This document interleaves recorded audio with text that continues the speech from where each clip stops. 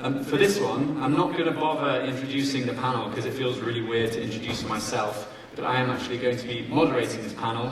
I know that the speakers are present and they're available next door, so I'm just going to wait for these lovely assistants. Can we clap for the assistants, please? Thanks so much, guys. They're the guys that keep it all together for the next few days. And so instead, I'm just going to welcome the panelists to the stage, and we're going to discuss this right now. So, I'm not going to introduce myself because my face is up there, but Pierre, if you're backstage, please come to the stage. Pierre Corbin is a Bitcoin filmmaker, the co-founder of the Bitcoin Film Fest, the CEO and co-founder of Flash, a payments technology. Next up, we have Jose Lopes, who is the CEO of SmartPay. You can sit on the far left, or so, that'd be amazing. And finally, last but by no means least, Simon Ruzan, who is the product manager of NiceHashPay and NiceHash. Welcome to the stage, Simon. Wonderful. How are you gentlemen doing this morning? Are you okay, Pierre? Ready to talk about payments? Very good, very good. Yeah. Hello, everyone. Yeah. Good morning, or good afternoon, rather. Good morning. Yeah. Did you get any of the MasterCard talk just now? Did you manage to watch some of that at all? Not really, just saw some of the slides. Okay, cool. I wanted to ask you your immediate feedback, like we could talk about it play by play, like it's a sports match. In which case, we'll start off with the icebreaker, which is just to very briefly introduce yourself, and then if you could share with me and the audience, when was the moment that Bitcoin payments, I'm very reluctant to say crypto payments, so when was the moment that Bitcoin payments made sense to you? Rossello, can we start with you first? Yeah, sure. Oh, well, first of all, thank you very much to having me here. I am from Brazil. I have a company in Brazil that we work in a payment gateway that converts reais to USDT, USDT to reais, but also we have reais to Bitcoin, Bitcoin to reais. And makes sense to us to do our wallet and then also the payment gateway because a lot of foreigners are going to Brazil to either stay for quite some time in Brazil or even to live in Brazil, but also we have a lot of Brazilians that they do not have access to the financial system. And we're talking about 34 million users in that situation. For those 34 million, 4 million are foreigners that they're definitely going to wait between 3 to 4 years to be able to get access to the traditional financial system.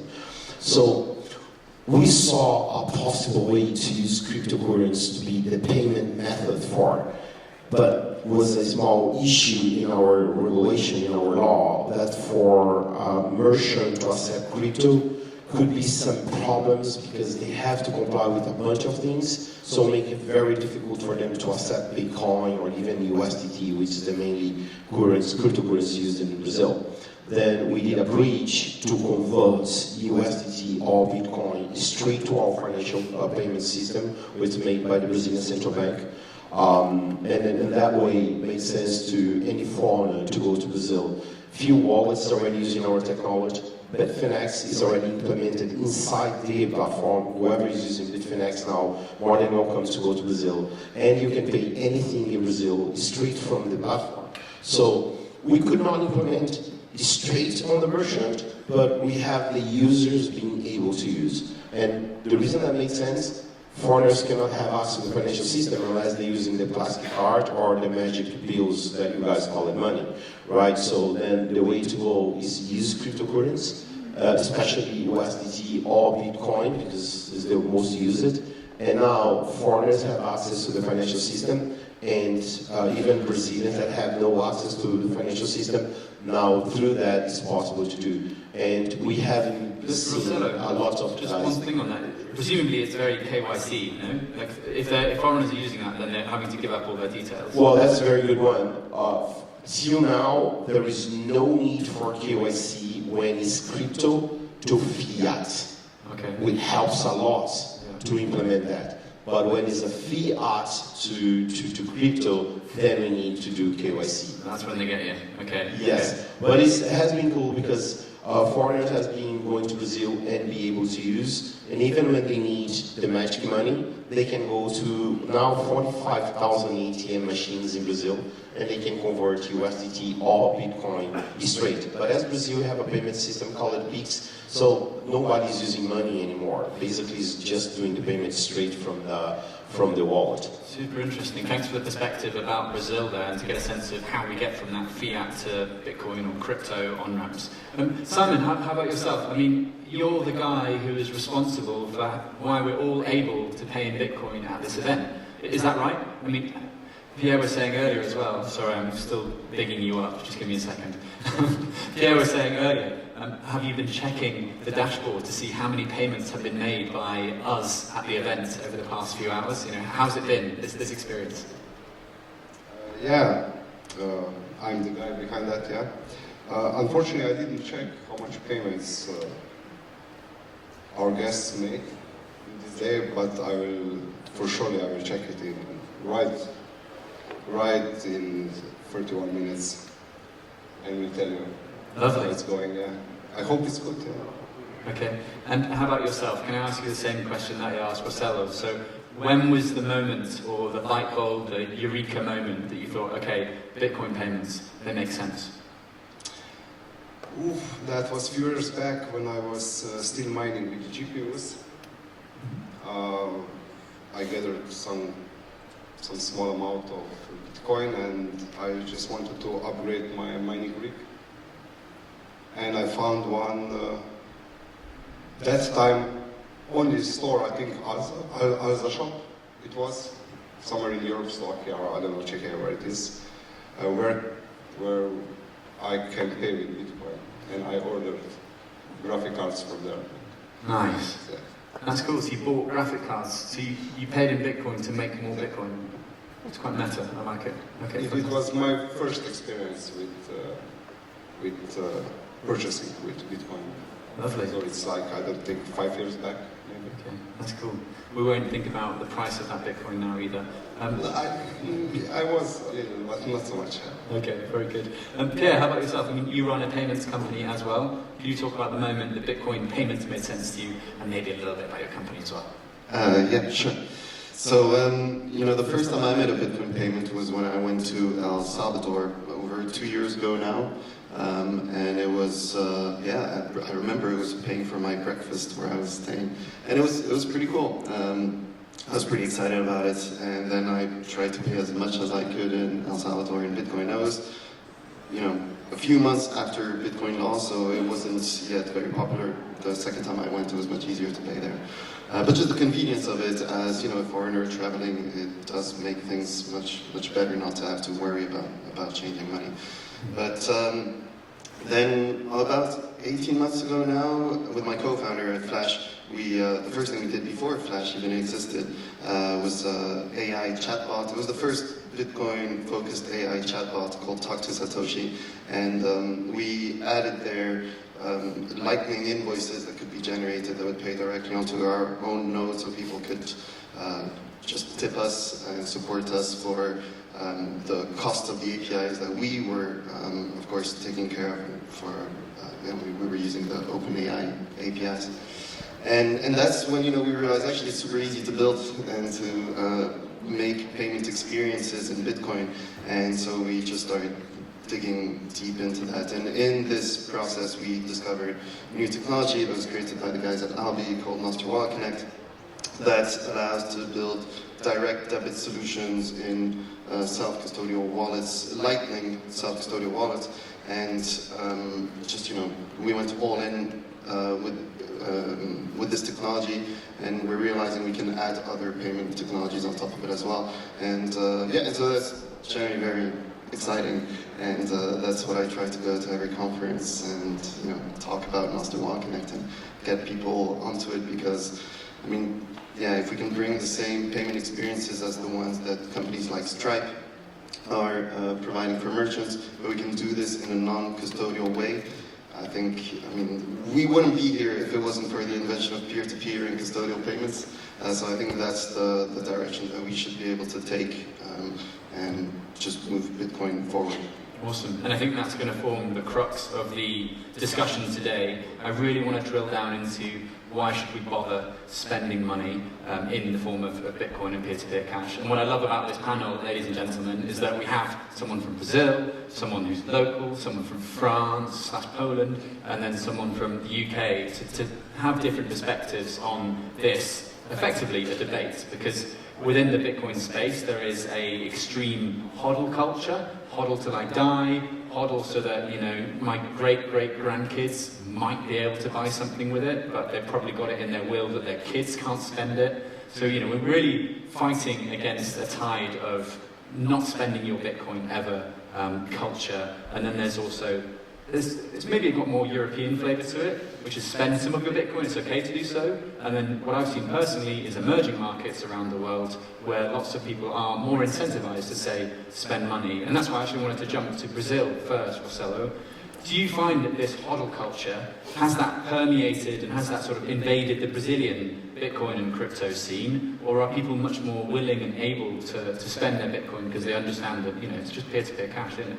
Well, it's when we start doing our wallet was 2 years ago.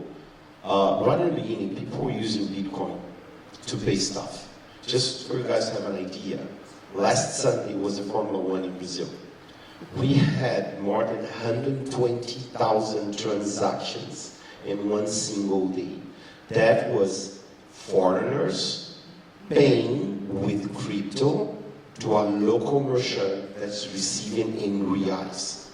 Normally we do 30,000 transactions a day, but right in the beginning was more using Bitcoin. But since we are telling everyone, hold your Bitcoins as your savings account. If you need to do something, just exchange a little bit what you need to USDT because it's more stable, then you can pay your things daily, on a daily basis. Then we saw a shift. People actually is holding their Bitcoins. But when it comes to pay with crypto, the problem to use crypto in Brazil to do payments straight for the merchant to receive crypto, it's really complicated. The law does not make them simple and easy for them to use. So the majority say, I prefer to use crypto. But then we have the users saying, I'm rather to, well, the merchant they prefer to use reais, but then have the users saying, I prefer to stay in crypto because inflation, because the banks has the power to freeze your account with no notice, they just go there and do, or our, let's say, legal system also has the same possibility. So some users say, I don't feel protected to leave my money in the bank. I feel protected to having the Bitcoin or USDT in my control where I have the keys. So it's actually, in Brazil, the way we are seeing now is a perfect world to actually to see that happening. We have users having Bitcoin as savings, and then you have users looking at USDT as their protection against inflation, and they can receive reais and convert automatically to USDT or to Bitcoin. So it's very, very good. The number of users is starting to go to use more crypto than fiat is growing more and more and more. And that helps a lot the local economy. Like I said, 34 million users without access to the financial system. What is the answer for these people? Well, use Bitcoin and USDT, done. You're good to go. All you need to do is download the wallet and done. You're good. But there is one point that is really, really important. What is happening between Brazil and Argentina, these two countries, they are using so much cryptocurrency right now because it's easy for Brazilians to go to Argentina. They pay with our currency, with Pix, there with reais running on Pix, which is the payment system in Brazil, in Argentina, straight from their bank accounts. The Argentinian is receiving straight with USDT. Guess what? You think they're going to change USDT for pesos? Fuck no. They don't do it. Simple as it is. They prefer to stay in USDT. Now we have the Argentinians who receive the USDT in Argentina. Then they travel to Brazil and they can use the USDT in Brazil to pay anything in Brazil. So this bridge has been working so phenomenal that banks start to calling us to help them to put USDT inside their platform. Right. If you see back in the day, like 3 years ago, that is not possible. They were closing bank accounts. They are trying to shut it all out. Now they are calling for help. And for sure, in a couple of years, we will see inside the banks, Bitcoin for sure, and USDT for sure as a way of use to do payments. I was going to ask if you also shifting into USDT, but I think it's pretty obvious. Yeah. It's really obvious, right? Yeah. But I mean, I was just going to say that USDT is a shitcoin. Stablecoins are shitcoins. They are just, you know, representatives of fiat. Like, but it's thanks for one person clapping, by the way. But there is a real use case, particularly in emerging markets, for USDT, and because the incumbent system is just so crap. So, you know, people are obliged to use these things. But I guess in answering the question I posed, which was, are people spending Bitcoin? Well, in a way, they're not really. They're spending USDT. So you're seeing Gresham's law playing out within a sort of crypto sphere. Yes, for sure. But like you said, listen, even if you ask the guys from Tether what they think about people having USDT, they say they should not. It's their answer. If you ask Paul, we're going to say straight away, no, they should have holding Bitcoins. And same thing for me, they should hold Bitcoins. But the reason that the Brazilians, they are not using the Bitcoin, it's simple. They look at the graph and they see Bitcoin will be $1 million very soon. Why am I going to pay a coffee with Bitcoin in a couple of years? That coffee is going to cost you going to be the price of a cup. So let's ask that exact question to Simon. You know, you must get this every day as a product manager at NiceHashPay. Yeah, exactly. I think the most people are still holders. It's really hard for everyone to think about why this coffee today it's $5, in 10 years will be 100. But yeah, but I think for the adoption we need to start using payments, because it's good for all ecosystem eventually. Why is it good? The circle is round. That's why. Okay. I don't know how to say it, but like everything it must have value. You need to use it some way. But hodling is using, so I don't need to pay, do I? It's not actually using. You just hold it. You just want to sell it to anyone else. That price will go up. That's the main goal. Yeah, true. Yeah, but luckily, I hope that soon Bitcoin will hit so hard that one Satoshi will be €1, $1, or whatever. Okay. And do you think at that point we will then be much more comfortable with spending it? Probably, yeah. Okay. And why is that? Why will we be comfortable then when we're not comfortable today? I don't know. It's probably our mindset. We want to have lower numbers. It's better to pay, I don't know, 1 Satoshi than 150 Satoshis today. Oh, it's just that bias towards the unit. Exactly. People are so weird, man. But I get it, you know. Yeah. It's a human, this is some sort of strange thing going on in this hive mind of the Bitcoin space. I mean, yeah, can I ask you the exact same question? I really want to discuss this because I just think that, you know, we all laugh and we all pretend that spending is really important, it's crucial for adoption, and yet at the same time we're seeing this trend of hodling around the world. And that's great, right? But as you say, Simon, it's good for adoption. And I've seen this firsthand. Like, we all know that once you spend Bitcoin on something, it does become quite real. It becomes really sort of like, oh shit, I can actually buy breakfast in El Salvador. I can buy a miner. For me, I could buy, my friend bought something on the Silk Road with Bitcoin. And so that's when it became real, you know? This is being recorded, I understand that. Yeah, so, I mean, you know, my perspective on it, so being French, living in Poland, in France it's hardly used, it's really just the hodl mentality. Of course there'll be some communities here and there, but if I compare it to Poland, sorry? Hodl. Yeah. In Poland though, it is definitely more used than in France, but it's still very little used. There's a lot of ATMs in Poland, it's the country in Europe with the most ATMs. So Bitcoin ATMs, that is. And I know where we organize the Bitcoin meetups in Warsaw. It's a place that accepts payments in Bitcoin, which is really great. They accept Lightning. They have this nice, you know, the sticker with Bitcoin accepted here. But it's still, you know, very little people. And we're trying to change that, of course. I mean, you were at the Bitcoin Film Fest this year. Every single payment for activities and so on that we were organizing as part of this cultural event that the Bitcoin Film Fest is.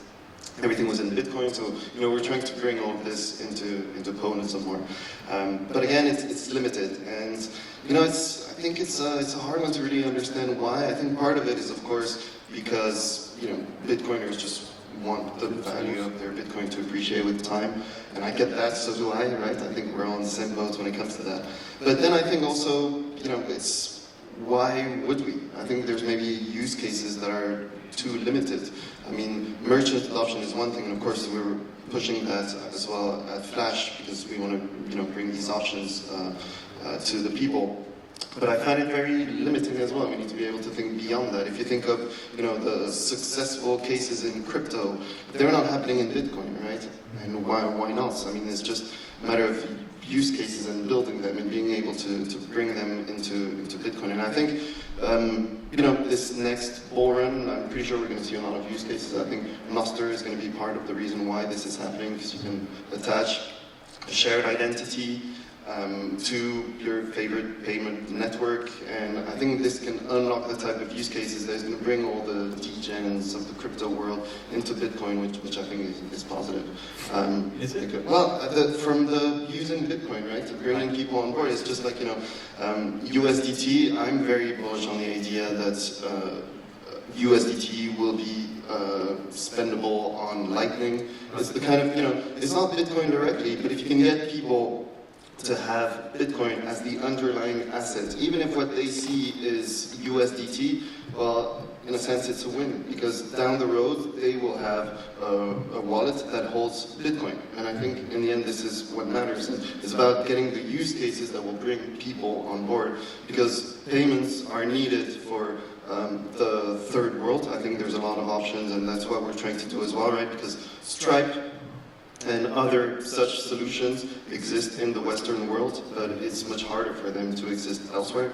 On our platform, the most clicks we get are from countries like Nigeria and Ghana, and I think it makes sense. It's because they're looking for solutions that will not require KYC. Okay. Right? So what is the Caribbean quite high then? Caribbean, so far we haven't really seen any. I mean, we're still small, right? But still, we're seeing United States and a few countries in Africa. That's really where the interest. Europe, nothing. Yeah. Come on, Europe. Yeah, but again, there's no need for that, right? Yeah. That's the thing. Whereas in the US, I think they're just a bit more revolutionary and they like self-custody, and there's a big gap now that Mutiny Wallet is. They're stopping their activities by the end of the year. So, there's this need for non-KYC and self-custodial wallets and payment solutions, and so, that's one gap that we want to be able to fill. But other than that, third world country, they need these kind of solutions. So if we can build, Stripe, but in Bitcoin, which means self-custody, no KYC, and you can just accept payments wherever you are in the world, because we never touch anyone's money for even a split second. Well, I think that's the kind of stuff that will unlock it. But for the Western world, it's about these, degen use cases, I think. Interesting. Which I think are doable now. There's the technology, and it's really quite simple to build stuff in Bitcoin and Lightning today. So I think all of this is coming. Okay. Yeah, I mean, we'll make sure it does. Yeah, well, I hope so, right? That's the optimistic note there. I mean, you mentioned the degen use cases, but we have already discussed the ideological use case. Like, we spend Bitcoin because we like Bitcoin, we want it to propagate, we want it to spread. I wanted to just ask on the cultural sort of lens there. So France, there's sort of more strong hodl culture than Poland. Is that because of tax? Is it because of, Poland has an affinity for freedom because, it's so close to living under communism? France were more sort of psyoped into this weird sort of European socialist vibe that we're sort of slowly falling into. Why is that France is slightly more stronger hodl culture than Poland? I think it's, so definitely in Poland, there's much more of this independent opinion and way of living. I think it's following, of course, communism that was there for about 60 years.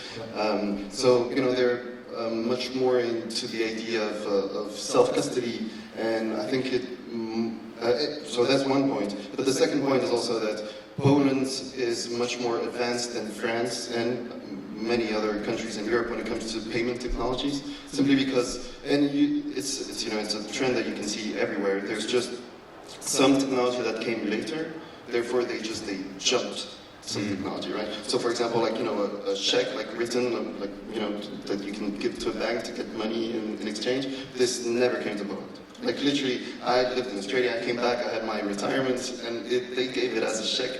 No single bank could pay out the check because they just said, no, we never accepted checks, and it doesn't work. Right? And so now, even in Poland, there's a lot of the, so it's not peer-to-peer, it's account-to-account payments that's becoming pretty popular.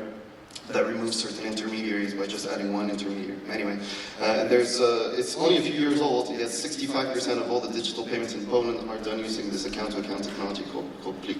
I know in Finland it's also there's about 70% of payments. France, we're at 5%. Yeah. Right, okay. So there's a big gap just in the technology that they're using, and yeah, I think that this also just changes this attitude. French people are generally more reluctant to these new technologies and new opportunities, whereas Poland, I don't know, they're geeks. They love crypto way more than they love Bitcoin, but it's just, I think, general different attitudes towards these technologies. It is fascinating, particularly as, I'm like quite a Europhile, like I love Europe, I know I want to build my life in Europe, and yet at the same time, you travel to these different places and you're like, they're really into Bitcoin, and yet their approach to it is just completely different. And you always wonder, is it tax? Is it culture? Is it history? What's going on there? And could you perhaps give us some insight into Slovenian sort of Bitcoin payments culture? And also, I wanted to ask a second question to that, Simon. How important is tax and the tax environment to spending Bitcoin? Because some Bitcoiners don't care. They'll spend Bitcoin even if they're in a high tax environment because they're like, I don't answer to any government, all that sort of stuff. I'm not advocating for that at all, by the way, just for the record. Pay your taxes, don't get into trouble. But some people will do that regardless, and yet some people will then move to low tax jurisdictions, whether it's a Madeira or a Dubai or an El Salvador. So what's it like in Slovenia, and what's that culture of tax like as well? It's really, Slovenia, we have really some strange tax regulations regarding Bitcoin spending, because Bitcoin is like cash in Slovenia. So what does that mean concretely? You don't declare it? Exactly. That was a joke, but... for payments, no. Really? Yes. No limits? What? No limits? Probably someone will call you if you will spend something big. Like a Bitcoin? Probably. Okay. For small amounts, nothing. It's like cash. Really? Okay. That's quite liberal in the system. Totally different story if you are a registered trader. Yeah. Then you have some taxes. Okay. But unfortunately, they don't know how to get these taxes from you. But Italy, just next door, just raised capital gains from 22% to, I think it's 40 something percent on Bitcoin. No, we have now like some 10% of some amount, or 10K, or I don't know how much. Yeah. But they actually don't do it because they don't know how to get it from us. Oh, right. Wow. Slovenia sounds good. Go Slovenia. Yeah. Actually, it is the place to be then. Really, they are really well educated about Bitcoin on institutional level in Slovenia. It's a shame the EU is going to come and screw this up. Yeah. Is that what's happening now behind the scenes? Are you worried that Christine Lagarde and her minions are going to come and mess things up? No way. Yeah? They don't know what Bitcoin is. You meant that as well, didn't you? No way. It was a joke. Actually, they are not good educated at all. Okay. They are just asking, and they didn't know what they are really asking. Okay.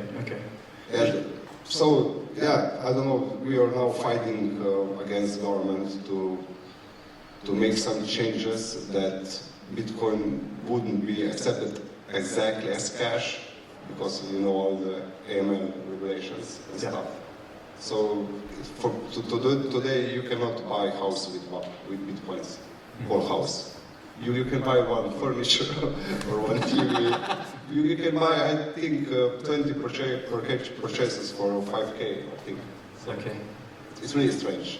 We hope we will change that in the near future. We're already working on it.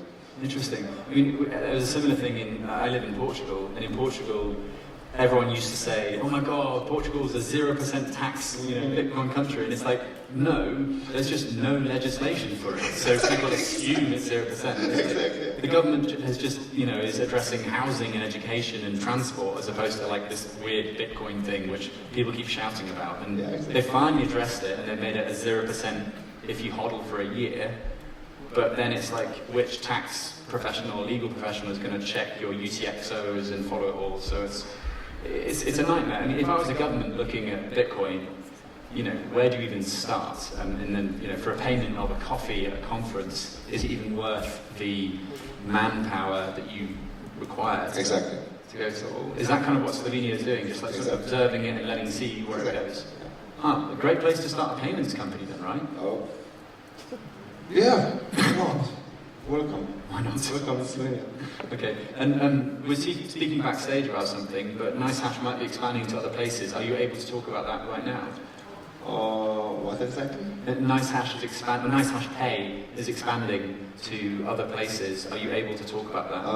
Not for now, no. Okay, cool. Noted. Great. Maybe in 2 months. 2 months, okay. Sorry, I jumped the gun there. Classic journalist. Okay. Marcelo, talk to me a bit more about this, the tax environment in Brazil. I know that Brazil is low tax for crypto, but is that because the government is pro-crypto, or is that because the government is too busy and just hasn't considered, you know, Bitcoin and crypto just yet? I'll give another option. The government needs money, and really, really bad. And we do have tax in Brazil for crypto. There is a limit. If you go over than close to $6,000 in a month, so then you have to pay capital gain taxes on this thing, right? Lower than that, you don't do it, you don't pay.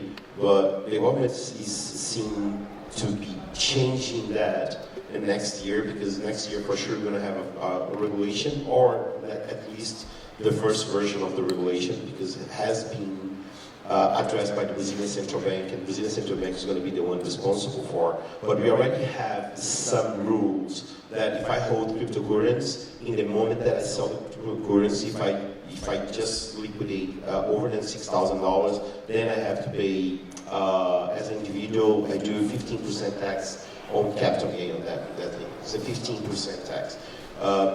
Depends, of course, that is if you go, I think over than it's over than $1 million, then go to, I think it's 18%, then goes to, the highest one is 34% when it's more than, I would say probably like $10 million, if you do that. But like you said, like people are holding, and they are not liquidating, so they are not paying taxes on these things. And the majority are holding to get out of Brazil. Yeah. So, and some just one question on that, Rosa. Sorry to interrupt, but from Slido, we've just received a question which was about limits for Brazilians buying crypto. What is the limit that you can buy, say, on a daily, weekly, monthly basis? There is no limit to buy, and there is no limit for you to sell. The only thing you need to explain where the money is coming from to buy cryptocurrencies. Okay. So, but there is no limit. Like I can buy any amount and I can hold it, and all I need to do is that the tax authorities that I have that amount of cryptocurrency. But there is no issue to buy and buy. As long as the money is legal and is a very good source, then there's no problem. And you do not pay tax if you are holding, at least not for now. Mm-hmm. So, and some users, they are also trying to say, I'm holding, and then one day they're going to leave Brazil, come to.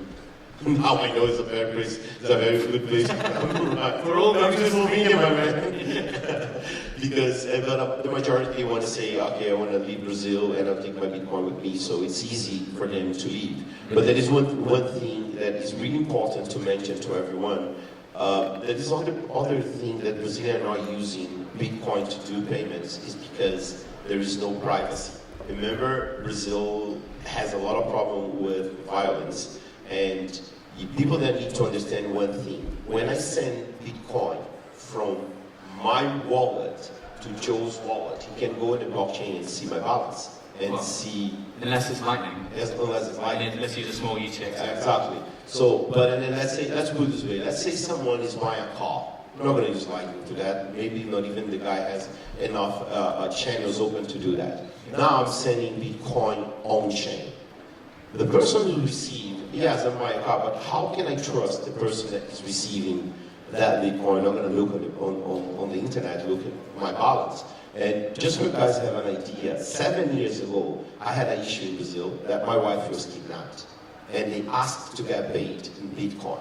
She spent 4 days with the guys. When I told the guy that I did not have that amount of money they were asking for, he told me, you do, because a few weeks ago, we bought Bitcoin from you. Oh shit, so that is wild. That was and that was 7 years ago. And still today, we do not have a solution for that. The problem was not dealing with the kidnappers, to be honest with you. The problem was to deal with the authorities, because they had no idea about that. That was 7 years ago. And after 4 days, we managed to get her. I never paid anything. Guess what I got right after the kidnapping? A fine from our tax revenue service. Yeah. $1 million fine. And I'm still fighting that fine. Anyway, is your wife okay, by the way? Yeah, she's fine after a few years. Everything's fine, but we change our life. We change everything. We have bodyguards. My daughters, they go to school with the bodyguards. My son, it's always walking bodyguards. But because it has no privacy, the guys was doing business with me. They bought Bitcoin from us, from my company. And of course they saw the hard wallet. They saw the gold wallet there, the hard wallet, they saw everything. They saw, if you look, the balance was over there. But could you have not avoided that by simply using a smaller UTXO to make that Bitcoin? Yeah, after you can do, but when you're doing OCCs, when you're doing large volume, it's very complicated. Oh, I see, that was how you doxed your amount. Exactly. So imagine the kidnapper, he was doing business with me. He was buying Bitcoin, and of course he was saying the amounts. When I told him that, listen, I do not have this amount of money that you asking, the guy straight on the phone. Yes, you do. We bought Bitcoin from you 2 weeks ago. Spine chilling. Thank you so much for sharing that story. Yeah, I hope that is, a lot of people in the audience learn from that. Yeah, that you have to be worried about it. So, but that's something that I'm claiming to every time when I'm seeing technology, especially for payments. When I see the Bitcoin maximalist going to, yeah, I want to pay my coffee in Mexico with Bitcoin. Are you nuts? Really? In Mexico? Lightning's okay. Lightning, you do have that, but you're not revealing your whole balance. Yeah. And no one is buying a coffee on chain anymore. Those years are gone. Yeah, so some people, the maximalists, they want to do, no, I want you to do that. Yeah, congratulations, my friend. Now you became a target. Or I want to buy a car. Really? With Bitcoin? Really? Then you be able to see, and some guys, they want to be smart. No, man, I transfer from my cold wallet to the wallet that I use on a daily basis. Okay, and I cannot see on the internet? Yeah. Really? Come on. So there is a lot of things that we need to improve. Yeah. A lot. So I believe in 15 years, for sure, we're going to be using Bitcoin on a daily basis. But we need time, and we need a lot of good solutions in the market for us to be able to use it. Yeah, no, absolutely, really well said. I think that does deserve a round of applause. Gentlemen, I know we're technically going over time here, but these are really important things. What Marcelo just said is really important. You've got to take Bitcoin privacy as seriously as imagining your wife might be kidnapped at any moment. If you had a magic wand and you could wave it, yeah, big deep breath after that one, Simon. If you had a magic wand and you could wave it and make one good thing happen to Bitcoin to improve it for Bitcoin payments, I imagine you're going to say privacy. What would that one thing be? And a quick answer if possible. A good answer. Yeah, no, I think privacy is the one, because we know that we have the solutions to make efficient payments. I think, and these will scale as things move forward. But we need to be able to detach this from detach it from custody, and we need to be able to detach it from our real life identity, because otherwise these risks will exist forever. And I don't think that's how the internet was built. I mean, yeah, it wasn't built for that. Yeah, absolutely. Simon, what would you change or improve? With Magic Wand? Yes. Well, some universal ultra-fast Bitcoin payments with instant settlement, user-friendly layer, interoperate with existing payment system and others. Oh, you really use that magic wand. Great. Okay. Yeah. This is an unimaginable future. But it's doable. It is doable. Yeah. Marcelo, what would you do? For sure, privacy. Yeah. But, and then also, a couple of years ago, very quick, I sent an idea for implementation to, let's say, every 21 blocks. Whoever gets the block has to put the latest transaction to what is possible to put inside the block for free. So basically saying, it doesn't matter, I'm going to get the last one, whoever got the block, every 21 blocks, whoever got that block in a way to make sure that block is valid, has to fill that thing with the oldest one to the new one. And it doesn't matter how much was the fee. That's the two things that I will change for sure on Bitcoin. Awesome. I think we've already covered some amazing ideas here. I would add culture. If I could wave a magic wand and improve the Bitcoin culture so that we do take Bitcoin payments more seriously, I would try to change that. Thank you so much, Marcelo, Simon and Pierre. A round of applause for my panelists, please. Thank you.